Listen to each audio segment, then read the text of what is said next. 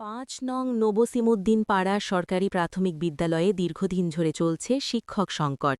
প্রায় ৩০০ জন শিক্ষার্থী নিয়ে বিদ্যালয়টি পরিচালিত হলেও সেখানে শিক্ষক আছেন মাত্র ৩ জন।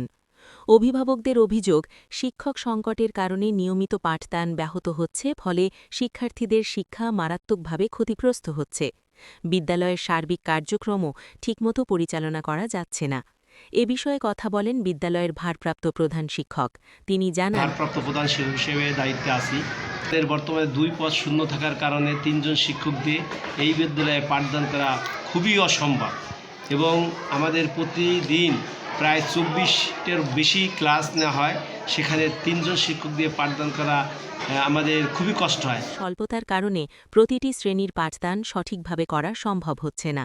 অনেক সময় একজন শিক্ষককে একাধিক শ্রেণীর দায়িত্ব নিতে হচ্ছে, যা শিক্ষার মানে বড় ধরনের প্রভাব ফেলছে। অভিভাবক ও বিদ্যালয় কর্তৃপক্ষ দ্রুত শিক্ষক নিয়োগের দাবি জানিয়ে বলেন, শিক্ষক সংখ্যা বাড়ানো না হলে শিক্ষার্থীদের ভবিষ্যৎ আরও অনিশ্চিত হয়ে পড়বে। ফেব্রুয়ারি ২০২৪ প্রতিবেদন। সর্বশেষ আপডেট জানতে চোখ রাখুন বিডি আলিম রাজ অনলাইনে।